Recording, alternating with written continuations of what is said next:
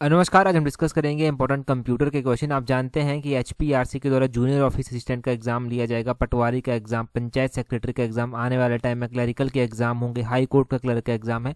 इन सभी एग्जाम में ही लगभग कंप्यूटर के क्वेश्चन जो है वो पूछे जाएंगे। तो ये सीरीज हमने अलग से चलाई है। इस सीरीज का 10वें नंबर का पार्ट है, इसको C10 कर रिप्रेजेंट किया गया है यहाँ पर। और इस सीरीज में कंप्यूटर के most important, most expected question जो है हम डिस्कस करते हैं एज पर सिलेबस। जितने भी क्वेश्चन हम डिस्कस करेंगे हर एक क्वेश्चन इंपॉर्टेंट रहने वाला है। तो अभी हम क्वेश्चन नंबर 1 से डिस्कशन को स्टार्ट करेंगे। बोलते हैं which of the following is an example of impact printer. देखिए, प्रिंटर भी दो तरह का होता है, एक इम्पैक्ट प्रिंटर होता है, एक नॉन इम्पैक्ट प्रिंटर जो है वो होता है। अब बोलते हैं कि इनमें से कौन सा इम्पैक्ट प्रिंटर का जो है वो एग्जाम्पल है। अगर हम इम्पैक्ट प्रिंटर की बात करते हैं तो इम्पैक्ट प्रिंटर के जो है वो 4 तरह के प्रकार होते हैं। एक इसमें जो है वो डॉट मैट्रिक्स प्रिंटर जो है वो आता है, तो इसका ऑप्शन सी जो है वो सही आंसर हो जाएगा। डॉट मैट्रिक्स के अलावा इसमें डेजी व्हील प्रिंटर आता है, एक लाइन प्रिंटर आता है और एक ड्रम प्रिंटर जो है वो आता है। तो ये 4 प्रकार होते हैं इम्पैक्ट प्रिंटर के। अगर हम नॉन इम्पैक्ट प्रिंटर की बात करते हैं तो इसमें जो है वो एक इंक जेट प्रिंटर जो है वो आता है, इसमें जो है वो एक लेजर प्रिंटर जो है वो आता है, और इसी में जो है वो एक थर्मल प्रिंटर भी जो है वो आता है, और इसमें ही जो है वो एक जो है वो इलेक्ट्रोमैग्नेटिक प्रिंटर भी आता है, और एक इलेक्ट्रोस्टैटिक प्रिंटर भी जो है वो आता है। तो इस तरह से ये अलग अलग प्रकार जो है वो नॉन इम्पैक्ट प्रिंटर के जो है वो होते हैं। प्रिंटर के टाइप आपको पता चल गए, ये आपको पता चल गया कि प्रिंटर 2 तरह का होता है, इम्पैक्ट प्रिंटर होता है, नॉन इम्पैक्ट प्रिंटर होता है। अब इम्पैक्ट और नॉन इम्पैक्ट में अगर आप देखेंगे तो इनके भी आगे चलकर प्रकार हैं। अब इनमें डिफरेंस क्या है, तो कुछ प्रिंटर जो है वो थोड़ा स्लो काम करते हैं, कुछ फास्ट काम करते हैं, कुछ बड़े कामों के लिए इस्तेमाल होते हैं, कुछ छोटे कामों के लिए इस्तेमाल होते हैं, कुछ आप घर में भी इस्तेमाल कर सकते हैं, कुछ बड़े बड़े काम जैसे कि बड़े बड़े बैनर्स आप देखते हैं वैसे कामों के लिए इस्तेमाल होते हैं। तो अलग अलग तरह से ये प्रिंटर के प्रकार हैं, उनके यूजेस भी अलग अलग तरह से जो है वो है। और जैसे जैसे टेक्नोलॉजी अपग्रेड हो रही है वैसे वैसे प्रिंटर के टाइप, प्रिंटर की टेक्नोलॉजी भी अपग्रेड जो है वो हो रही है। अगला क्वेश्चन देखिए, बोलते हैं which was the first programmable general purpose electronic digital computer built during the world war second by the US. तो बोलते हैं कि अमेरिका द्वारा द्वितीय विश्व युद्ध के दौरान बनाया गया पहला प्रोग्रामेबल सामान्य उद्देश्य इलेक्ट्रॉनिक डिजिटल कंप्यूटर जो है वो कौन सा था। तो यूएस के द्वारा वर्ल्ड वॉर सेकंड के द्वारा ये जो था वो बनाया गया था, वर्ल्ड वॉर सेकंड के द्वारा ये बनाया गया था। और ये कौन सा था, ये ENIAC था, ENIAC ऑप्शन सी जो है वो इसका सही आंसर जो है वो हो जाएगा। ये वर्ल्ड वॉर सेकंड के द्वारा जो है वो बनाया गया था। वैसे 1946 के दौरान ऐसे कहा जाता है कि ये बनाया गया था, परंतु एक क्वेश्चन पूछा गया था किसी एग्जाम में तो उसमें इस तरह का क्वेश्चन पूछा गया था, वही क्वेश्चन हमने यहाँ पर डिस्कस किया है, क्योंकि प्रीवियस ईयर के क्वेश्चन देखना भी बहुत ज़रूरी है और उनको भी हम यहाँ पर एनालाइज जो है वो करते हैं। ये जो ENIAC है, इसकी जो है वो इन्वेंशन किसके द्वारा जो था वो की गई थी। इसकी इन्वेंशन जो है वो JP एक्कार्ट के द्वारा, ये आपने ध्यान रखना है, और साथ में JW मॉकले थे जिनके द्वारा इसकी डिस्कवरी जो था वो की गई थी। ठीक है, इन 2 व्यक्तियों के द्वारा, 2 साइंटिस्ट के द्वारा इसकी डिस्कवरी जो था वो की गई थी। पिछली बार अगर आपको ध्यान हो तो हमने मार्क 1 के बारे में जो था वो पढ़ा था। इसकी इन्वेंशन जो है वो हॉवर्ड आइकन के द्वारा जो है वो की गई थी। इनका नाम भी ध्यान रखना है कि इनके द्वारा इसकी डिस्कवरी जो था वो की गई थी। वैसे ही हमने पढ़ा था कि सबसे पहले अबेकस आया था, अबेकस लगभग 1602 के करीब आया था, चाइना में जो है वो इसकी खोज जो था वो हुई थी। अबेकस भी एक बेसिकली कंप्यूटर ही था, और अबेकस के बाद धीरे धीरे कंप्यूटर बनना स्टार्ट हुए, और आप देखते हैं प्रेजेंट टाइम की टेक्नोलॉजी AI बेस्ड कंप्यूटर अब तो आ चुके हैं। तो ठीक है, इस तरह से कंप्यूटर जो है वो धीरे धीरे कर आए हैं। अगला क्वेश्चन देखिए क्या बोलते हैं, बोलते हैं which of the following key is used to create a new paragraph in MS Word. देखिए, सिंपली हम MS वर्ड पर काम कर रहे हैं, आपको एक नया पैराग्राफ बनाना है तो उसके लिए आपको कुछ भी नहीं करना, आपको सिर्फ एंटर प्रेस कर देना है, नया पैराग्राफ आपका चल पड़ेगा। ये तो बड़ा ही बेसिक MS वर्ड का जो है वो क्वेश्चन है। ऐसे क्वेश्चंस अक्सर पूछे जाते हैं HPRC के द्वारा या फिर कंप्यूटर बेस्ड एग्जाम्स में, जहां पर कंप्यूटर के क्वेश्चंस जो हैं वो होते हैं, और एंटर दबाकर आप नया पैराग्राफ स्टार्ट कर सकते हैं। अगर आप कुछ भी लिख रहे हैं, आपको स्पेस देना है तो स्पेस की प्रेस कर दीजिए, तब स्पेस हो जाएगा। ठीक है, ये बेसिक कीवर्ड्स हैं। जब आप JEE का एग्जाम निकाल भी लेंगे, उसके बाद टाइपिंग जब करेंगे तब भी ये कीज आपके काम आएंगी। तो कीबोर्ड की जितनी भी कीज हैं उन सब के बारे में आपको अच्छे से जानकारी होनी चाहिए। आगे बोलते हैं what will be happen when we press Shift + F10 in MS Excel 365। तो बोलते हैं कि MS Excel 365 में जब Shift + F10 की को प्रेस करेंगे तब क्या होगा। देखिए, MS एक्सेल में जब आप शिफ्ट प्लस F10 को जो है वो प्रेस करेंगे तब ओपन आ कॉन्टेक्स्ट मेनू, एक कॉन्टेक्स्ट मेनू जो है वो ओपन होगा। और उसी तरह अगर आप कंट्रोल प्लस F10 जो है वो प्रेस करेंगे तो क्या होगा, तो मैक्सिमाइज करंटली सिलेक्टेड वर्कबुक, जो आपकी करंटली सिलेक्टेड वर्कबुक है वो मैक्सिमाइज जो है वो हो जाएगी। मैक्सिमाइज और मिनिमाइज के बारे में पता होना चाहिए। अगर करंट वर्कबुक को मिनिमाइज करना है तो कंट्रोल प्लस F9 जो है वो आप प्रेस करेंगे, अगर उसको मैक्सिमाइज करना है तब आप जो है वो कंट्रोल प्लस F10 जो है वो करेंगे। MS एक्सेल में जो बेसिक कीज जो है वो इस्तेमाल होती हैं, जैसे कि F2 की होती है। F2 की जो है वो इसलिए इस्तेमाल होती है जो आपका सिलेक्टेड सेल है उसको एडिट करने के लिए इस्तेमाल जो है ये होती है। वैसे ही जो है वो F2 के बाद जो है वो F7 भी जो है वो इस्तेमाल होती है। F7 जो है स्पेलिंग्स को चेक करने के लिए जो है वो इस्तेमाल जो है वो होती है। इस तरह से बहुत सारी कीज इस्तेमाल होती हैं। जब धीरे धीरे आप पढ़ना स्टार्ट करेंगे तो बेसिकली आपको ये शॉर्टकट कीज जो है वो याद हो ही जाएंगी। शॉर्टकट कीज की जब बात हो भी रही है तब मैं कुछ एक शॉर्टकट कीज जो है वो आपको ऐसे ही रिवाइज करवा देता हूं। जैसे कि अगर आप MS एक्सेल यूज़ कर रहे हैं और आपको जो है वो जो एंटायर रो है वो सिलेक्ट करनी है, to select entire row in MS Excel press shift plus space bar. और एंटायर कॉलम को अगर आपको सिलेक्ट करना है MS एक्सेल में तो प्रेस कंट्रोल प्लस स्पेस बार। अगर आपको रो को सिलेक्ट करना है तो शिफ्ट प्लस स्पेस बार, और अगर कॉलम करना है तो कंट्रोल प्लस स्पेस बार। ये भी एक जो है शॉर्टकट की है, तो ये बेसिक सा ध्यान रखना। यहाँ पर अगला क्वेश्चन देखते हैं हमारे पास क्या पूछा गया है। बोलते हैं which of the following is not a layout type of keyboard. तो बोलते हैं इनमें से कौन सा जो है वो कीबोर्ड का लेआउट प्रकार नहीं है। अगर हम कीबोर्ड की बात करते हैं, देखिए कीबोर्ड के अलग अलग लेआउट टाइप होते हैं जो बेसिकली आप पढ़ते हैं। एक होता है QWERTY, एक तो ये होता है। इसके अलावा जो है वो एक AZERTY भी जो है वो होता है, और एक जो है वो इसके अलावा जो है वो QWERTZ भी जो है वो होता है। और अगर आप बात करें तो DVORAK भी जो है वो होता है, परंतु SULTRY जो है वो नहीं होता। ऑप्शन डी इसका सही आंसर हो जाएगा। देखिए अब इनमें डिफरेंस क्या है। कॉमन जो कीबोर्ड के टाइप हैं उसमें QWERTY जो है वो इस्तेमाल होता है। अब यही हम बेसिकली QWERTY ही हम इस्तेमाल करते हैं। ये जो है वो एक स्टैंडर्ड लेआउट है जो कि इंग्लिश स्पीकिंग कंट्रीज में चलती है। जैसे कि हमारी इंग्लिश स्पीकिंग कंट्रीज जो है वहां पर ये QWERTY जो है वो चलता है। वैसे ही ये AZERTY जो है ये कहाँ पर चलता है, ये फ्रेंच स्पीकिंग कंट्रीज में जो है वो चलता है, ठीक है। और वैसे ही जो है वो DVORAK जो है ये एक एर्गोनॉमिक लेआउट डिजाइन है जो एफिशिएंसी को इंक्रीज करने के लिए जो है वो होता है, ठीक है। ये इस तरह के अलग अलग कीबोर्ड हैं। हम तो QWERTY करते हैं, तो ये भी आपको नई जानकारी मिली होगी यहाँ से लेआउट्स के बारे में अगर नहीं बता। अगला क्वेश्चन देखिए क्या बोलते हैं। बोलते हैं in MS Excel the value of the year argument in date function can include 1 2 digit. तो बोलते हैं कि MS एक्सेल में डेट फंक्शन में वर्ष आर्गुमेंट के मान में 1 से किस अंक तक शामिल जो है वो हो सकते हैं, तो 1 से 4 तक जो है वो शामिल हो सकते हैं। कैसे, देखिए इसको मैं बेसिक एग्जांपल के साथ आपको समझाता हूं। जब भी आप कोई फॉर्म फिल करते हैं तो वहां पर आता है डेट का, ईयर का, मंथ का ऑप्शन। तो डेट जो होती है वो कैसे कितने डिजिट में होती है, डेट होती है दो डिजिट में, 01 02 03 31 तक के चलेगी।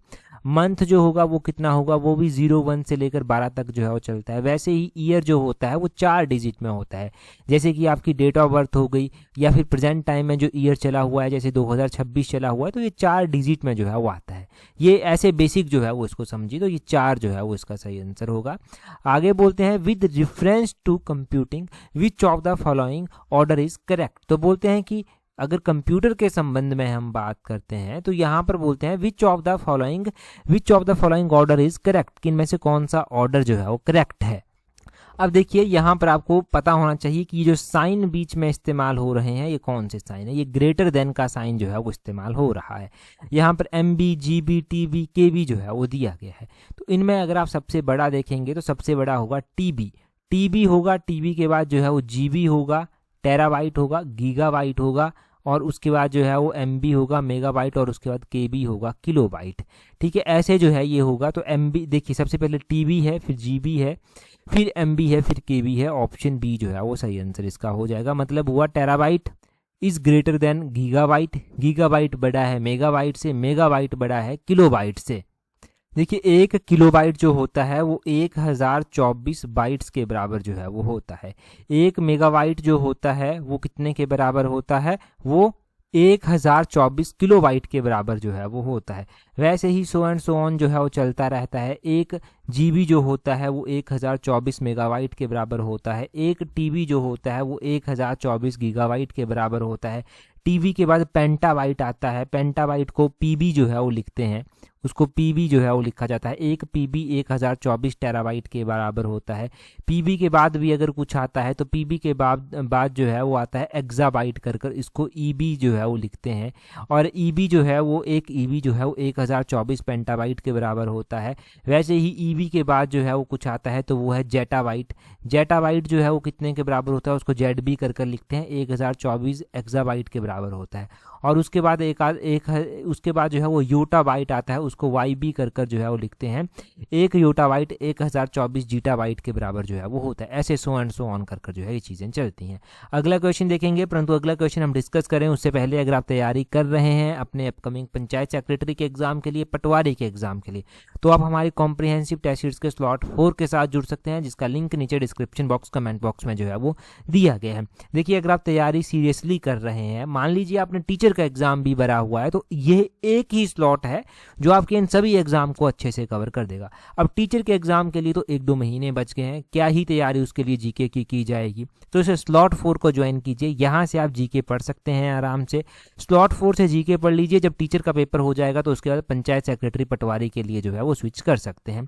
तो ये टेस्ट सीरीज स्लॉट 4 की काफ़ी हेल्पफुल आपके लिए रहने वाली है। साथ में अगर तैयारी आप कर रहे हैं जूनियर ऑफिस असिस्टेंट के लिए, तो उसकी टेस्ट सीरीज का लिंक अलग से नीचे डिस्क्रिप्शन बॉक्स कमेंट बॉक्स में दिया गया है, वहां से आप उसको भी ज्वाइन कर सकते हैं। अगला क्वेश्चन देखिए, बोलते हैं व्हाट इज HTTP 404। ये HTTP 404 एक एरर आपने जरूर देखा होगा। इस एरर का मतलब होता है an error message that indicated server not found. Option A इसका सही आंसर हो जाएगा। कई बार सर्च करते करते आ जाता है ये एरर 404 एरर, तो इसका मतलब होता है सर्वर नॉट फाउंड। ये आसान ही है, परंतु यहाँ पर HTTP की फुल फॉर्म आपको रिवाइज जो है वो करवा देता हूँ, पहले भी बहुत बार की है। इसका पूरा नाम होता है हाइपर टेक्स्ट ट्रांसफर प्रोटोकॉल। एक HTML जो है वो होता है। HTML का पूरा नाम होता है, इसका पूरा नाम होता है हाइपर टेक्स्ट मार्कअप लैंग्वेज। ये आपने ध्यान रखना है, HTML का और HTTP का पूरा नाम। आगे बोलते हैं in Windows XP what does XP stand. तो बोलते हैं कि विंडोज XP में जो है वो XP किसके लिए जो है वो स्टैंड जो है वो करता है। अब बोलते हैं कि विंडोज XP में जो है वो XP किसके लिए स्टैंड करता है। XP का मतलब होता है एक्सपीरियंस। ऑप्शन इसका बी जो है वो सही आंसर हो जाएगा। अब विंडो XP जो है वो लगभग 2001 में जो है वो जारी की गई थी या फिर लॉन्च की गई थी। और XP का जो मतलब होता है, XP का मतलब होता है एक्सपीरियंस। वैसे इसको ऐसे कर लिखते हैं EXPERIENCE। एक्सपीरियंस इसका मतलब होता है। ये एक यूज़र फ्रेंडली इंटरफेस है। आप जानते हैं कि जब विंडोज़ होती थी तो अलग अलग तरह से जो है वो आप विंडोज़ जो है वो देखी, आपने भी विंडोज़ XP देखी, फिर नई नई विंडोज़ जो है वो आ गई। अभी लेटेस्ट कौन सी विंडोज़ जो है वो चल रही है, तो अभी विंडोज़ 11 तक जो है वो काम पहुंच चुका है। विंडोज़ 11 आप लेटेस्ट विंडोज़ जो है वो देखते हैं। विंडोज़ 10 आपने देखी, 8 आपने देखी, उस तरह से जो है वो अलग अलग विंडोज़ हैं। अगला क्वेश्चन देखिए क्या बोलते हैं। अगले क्वेश्चन में बोलते हैं in which of the following network topology the connected component form a closed loop. तो बोलते हैं कि कौन सी टोपोलॉजी भी हमने लगभग पढ़ी ही है हर एक सीरीज में। तो बोलते हैं कि कौन सी टोपोलॉजी में जो है वो जुड़े हुए कंपोनेंट एक समृद्ध लूप यानी कि क्लोज्ड लूप जो है वो बनाते हैं। तो बोलते हैं कि कौन सी टोपोलॉजी ये है, तो ये है कौन सी, रिंग टोपोलॉजी। ये आपने ध्यान रखना है, ये रिंग टोपोलॉजी जो है वो है, और इसका रिंग टोपोलॉजी ऑप्शन बी जो है वो सही आंसर हो जाएगा। अगर हम कंप्यूटर में टोपोलॉजी की बात करते हैं तो अलग अलग तरह की टोपोलॉजी आती हैं।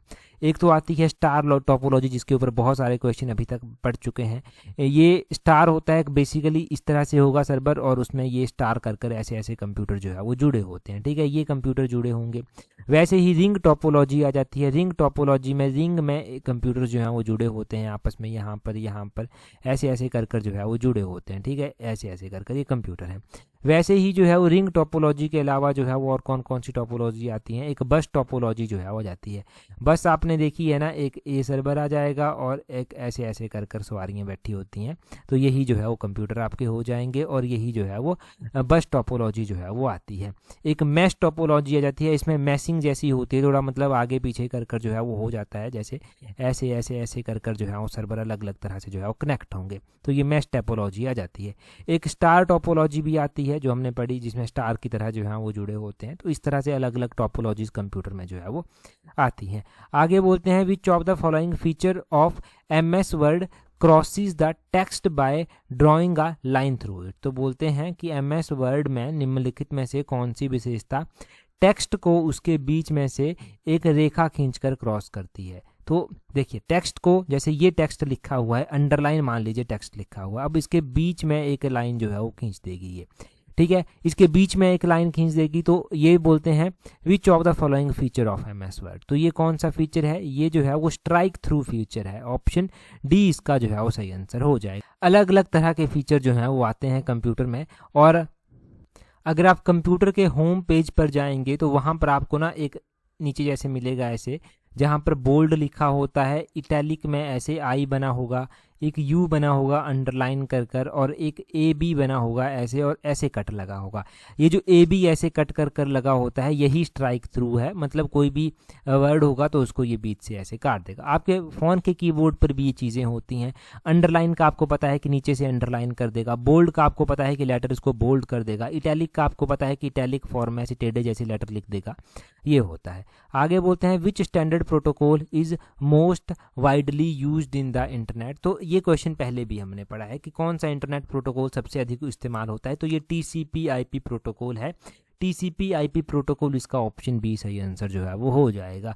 TCP/IP का पूरा नाम जो है वो है ट्रांसमिशन कंट्रोल प्रोटोकॉल और इंटरनेट प्रोटोकॉल, ठीक है। TCP आपको पता चल गया, ट्रांसमिशन कंट्रोल प्रोटोकॉल, और IP stand for internet protocol, ठीक है जी, ये आपको क्लियर हुआ यहाँ से। आगे बोलते हैं transfer of data from CPU to peripheral device of computer is achieved through. तो बोलते हैं CPU से कंप्यूटर के परिधीय उपकरणों में डाटा का स्थानांतरण किसके माध्यम से होता है, तो ये किसके माध्यम से जो है वो पॉसिबल है, ये इंटरफेसिस के माध्यम से जो है वो पॉसिबल है। ऑप्शन ए इसका सही आंसर हो जाएगा। आगे बोलते हैं in MS word gutter position can be set in following position. तो गटर पोजीशन जो है वो बोलते हैं निम्नलिखित में से बोलते हैं कहाँ पर होती है, तो ये जो है वो गटर पोजीशन जो है वो किस तरह से होती है, ये होती है लेफ्ट एंड टॉप में, लेफ्ट एंड टॉप इनके बायां और शीर्ष में जो है ये होती है। एक आपने गटर मार्जिन के बारे में भी जो है वो MS वर्ड में ज़रूर पढ़ा होगा, माइक्रोसॉफ्ट वर्ड में। तो गटर मार्जिन का क्या इस्तेमाल होता है, इसका इस्तेमाल होता है जो ये डॉक्यूमेंट जो है ना, डॉक्यूमेंट की बाइंडिंग अच्छे से करता है। गटर मार्जिन आप कैसे सेटअप करेंगे, आपको जो है वो सबसे पहले जो है वो गटर मार्जिन सेट करने के लिए लेआउट वाले ऑप्शन पर जाना है MS वर्ड में, फिर मार्जिन पर जाना है, फिर कस्टम मार्जिन पर जाना है, फिर वहाँ पर गटर बॉक्स होगा, फिर वहाँ से जो है वो आप ये सेटिंग कर सकते हैं, ठीक है। गटर मार्जिन का आपको पता चल गया, लेफ्ट एंड टॉप ये भी पता चल गया आपको। अगले क्वेश्चन में बोलते हैं which of the following is a scripting language. तो बोलते हैं इनमें से कौन सी स्क्रिप्टिंग लैंग्वेज जो है वो है। अगर हम स्क्रिप्टिंग लैंग्वेज की बात करते हैं तो जावा स्क्रिप्ट जो है वो इनमें से स्क्रिप्टिंग लैंग्वेज आती है। देखिए कंप्यूटर में अलग अलग तरह की लैंग्वेजेस आती हैं, जैसे कि फोर्ट्रान जिसको फार्मूला ट्रांसलेशन बोलते हैं, वो 1957 में डेवलप हुई और IBM प्रोग्रामर्स के द्वारा ये बनाई गई थी। एक एल्गोल भी जो है वो आती है, जिसको जो है वो एल्गोरिदम लैंग्वेज जो है वो बोलते हैं। एल्गोल 1958 में जो था वो बनाई गई थी। एक कोबोल भी आती है जिसको कॉमन बिजनेस ओरिएंटेड लैंग्वेज बोलते हैं, ये 1959 में बनाई गई या फिर डेवलप की गई ग्रेस हॉपर के द्वारा जो था वो की गई थी। सी लैंग्वेज का आपको पता है 1972 में डेवलप हुई थी, डेनिस रिचे के द्वारा बेल्स लैब में इसको बनाया गया था, डेवलप किया गया था। C++ लैंग्वेज थी जो कि 1985 में जो है वो एजर्नी स्ट्रॉस्ट्रप के द्वारा बेल्स लैब में जो था वो बनाई गई थी। जावा लैंग्वेज 1995 में जेम्स गॉसलिंग के द्वारा जो है वो माइक्रो सिस्टम्स में सन माइक्रो सिस्टम में जो था वो बनाई गई थी या फिर डेवलप की गई थी। तो ये आप लैंग्वेजेस के बारे में ध्यान रखना, लैंग्वेजेस का भी रिवीजन करना ज़रूरी है। देखिए चीज़ें पढ़ी होती हैं, बस याद करने की देरी है या फिर बार बार रिवाइज कर ये आपको याद जो है वो हो जाएंगी। पढ़ी होती हैं, ऐसा नहीं है कोई नई चीज़ें हैं। आगे बोलते हैं in relational model a row is called a dash and column is called dash. तो बोलते हैं कि रिलेशनल टेबल जो होता है, रिलेशनल मॉडल जो होता है, उसमें रो को क्या बोलते हैं और वैसे ही जो है वो कॉलम को जो है वो क्या बोलते हैं। तो रो को जो है वो क्या बोला जाता है और कॉलम को क्या बोला जाता है। तो रोज को जो है वो टप्पल बोलते हैं, रोज को टप्पल बोला जाता है। और कॉलम को जो है वो क्या बोलते हैं, कॉलम को एट्रीब्यूट जो है वो बोलते हैं। टप्पल और एट्रीब्यूट, इसका ऑप्शन बी जो है वो सही आंसर हो जाएगा। रिलेशनल टेबल में आपको पता चल गया कि जो रोज होते हैं उनको टप्पल बोलते हैं, कॉलम जो होते हैं उनको एट्रीब्यूट जो है वो बोलते हैं। और इसी में जो है वो रिलेशन को क्या बोलते हैं, रिलेशन को जो है वो आपको ध्यान होना चाहिए कि रिलेशन को टेबल जो है वो बोला जाता है, रिलेशन को टेबल जो है वो बोलते हैं। तो ये कुछ बेसिक टर्म्स जो हैं वो इस्तेमाल होती हैं। अगला क्वेश्चन देखेंगे हमारे पास क्या पूछा गया है। बोलते हैं what is the shortcut key to copy text in Windows. तो कॉपी के लिए Ctrl+C इस्तेमाल होता है और वैसे ही पेस्ट करने के लिए Ctrl+V का इस्तेमाल किया जाता है। कट करने के लिए Ctrl+X का जो है वो होता है। आप अंडू और रीडू के लिए कमेंट कर बताइए, अंडू के लिए कौन सी कमांड इस्तेमाल में लाई जाती है और रीडू के लिए जो है वो कौन सी कमांड इस्तेमाल में लाई जाती है। ये तो बड़े ही बेसिक लेवल के क्वेश्चंस हैं, ऐसे क्वेश्चंस तो एग्जाम में पूछे भी नहीं जाते। बस ये रिवीजन होना चाहिए, कहीं पूछ लिए गए कंफ्यूज हो गए कि यार ये तो रिवाइज ही नहीं किया था, अंडू रीडू किसको बोलते हैं, है ना, ये आपको तब पता होना चाहिए। आगे बोलते हैं विच device converts digital signal into sound. तो डिजिटल सिग्नल को साउंड में कन्वर्ट करता है स्पीकर, ऑप्शन बी जो है वो सही आंसर इसका हो जाएगा। ये स्पीकर जो है वो किस तरह की डिवाइस है, इनपुट डिवाइस है या फिर ये आउटपुट डिवाइस है। ये आप कमेंट कर जल्दी से बताएंगे कि स्पीकर किस तरह के डिवाइस है, इनपुट है या आउटपुट डिवाइस जो है ये आती है। अगला क्वेश्चन देखिए, बोलते हैं what is the shortcut key to save a document in Windows. तो डॉक्यूमेंट को अगर सेव करना है तो Ctrl+S का इस्तेमाल जो है वो किया जाता है। ठीक है, Ctrl+S का इस्तेमाल सेव करने के लिए किया जाता है। आगे बोलते हैं what is the size of IVP4 address. तो बोलते हैं कि IVP4 एड्रेस का जो है वो साइज कितना होता है। अब IVP4 की बात की गई है, हम इस तरह का क्वेश्चन जो है वो पहले भी जो है वो पढ़ चुके हैं। हमने क्या पढ़ा था, हमने उस टाइम जो है वो IVP6 का साइज जो था वो पढ़ा था। अगर IPv4 की बात की जा रही है तो इसका साइज होता है 32 बिट्स, इसका साइज जो है वो होता है। अगर बात IPv6 की जा रही है तो इसका साइज कितना होता है, इसका साइज जो है वो 128 बिट जो है वो इसका साइज जो है वो होता है। तो ये आपको ध्यान होना चाहिए कि IPv6 का साइज कितना होता है, IPv4 का साइज जो है वो कितना होता है। इस तरह के क्वेश्चंस बहुत सारे एग्जाम में पूछे जाते हैं और इनमें कन्फ्यूजन भी होता है। कन्फ्यूजन वाली कोई भी बात नहीं है। ये जो IPv है इसका क्या मतलब है, इसका मतलब है इंटरनेट प्रोटोकॉल वर्जन। अब अगर 4 साथ में लग गया तो मतलब है इंटरनेट प्रोटोकॉल वर्जन 4, या फिर 6 साथ में लग गया तो मतलब है इंटरनेट प्रोटोकॉल वर्जन 6। ये आपको पता होना चाहिए। जैसे कि हम कंप्यूटर में बात कर रहे थे कि 1 किलोबाइट कितने बाइट्स के बराबर होता है, वैसे ही 1 बाइट जो होती है ना, 1 बाइट 8 बिट्स के बराबर होती है। ये ध्यान रखना, 1 byte is equal to 8 bits. वे ये भी आपको ज्ञात होना चाहिए कि 1 बाइट कितने बिट्स के बराबर होती है। यहाँ पर एक और चीज़ मैं ऊपर वाली जो ऊपर हम पढ़ चुके हैं ना कीबोर्ड के बारे में, वो यहाँ पर मैं ऐड करूँगा। हमने पढ़ा था कीबोर्ड के बारे में कि QWERTY कीबोर्ड हम बेसिकली इस्तेमाल जो है वो करते हैं। अब इसमें कितनी कीज जो हैं वो होती हैं, इसमें कितनी कीज जो हैं वो होती हैं, तो इसमें 104 कीज जो हैं वो होती हैं। हम कैप्स लॉक भी देखते हैं, नम लॉक भी जो है वो देखते हैं। कैप्स लॉक और नम लॉक जो हम देखते हैं उनको क्या बोला जाता है, उनको जो है वो बोला जाता है, आपने ध्यान रखना, टॉगल कीज जो है वो उनको बोलते हैं। तो टॉगल कीज कौन कौन सी हैं पता चल गया आपको। कैप्स और नम लॉक जो है वो टॉगल कीज जो है वो जानी जाती हैं। वैसे ही शिफ्ट हो गया, कंट्रोल हो गया, एल्ट हो गया, ये भी कीज होती हैं। ये कौन सी कीज होती हैं, ये मॉडिफायर कीज जो है वो कहलाती हैं। मॉडिफायर कीज जो है वो इनको बोलते हैं। तो मॉडिफायर कीज कौन सी हैं, टॉगल कीज जो है वो कौन सी है। QWERTY कीबोर्ड में टोटल कितने कीज हैं वो पता होना चाहिए। अगला क्वेश्चन देखिए, नेक्स्ट क्वेश्चन में जो है वो क्या पूछा गया है। नेक्स्ट क्वेश्चन में बोलते हैं in which year was the first computer of current form Mark 1 made. तो Mark 1 जो है वो कौन से ईयर में बना था, ये मैं बता भी रहा था आपको जब हम कंप्यूटर की बात कर रहे थे, तो अभी आप कमेंट कर कर बताएंगे कि मार्क 1 कौन से ईयर में बना था। अभी 10 पार्ट हो चुके हैं। जिन्होंने टेस्ट सीरीज ज्वाइन की हुई है उनको ये पीडीएफ मिल जाएगी, मतलब 200 क्वेश्चन एक साथ मिल जाएंगे। जिन्होंने जूनियर ऑफिस असिस्टेंट वाली टेस्ट सीरीज ज्वाइन की हुई है उनको। अगर टेलीग्राम पर आपने हमें ज्वाइन नहीं किया है तो टेलीग्राम पर ज्वाइन करने के लिए अपने टेलीग्राम से @allexam31 करके सर्च करना, आपको हमारा टेलीग्राम चैनल मिल जाएगा। आज की इस वीडियो में इतना ही है। That's all for today. Thank you very much for watching and listening with very patience.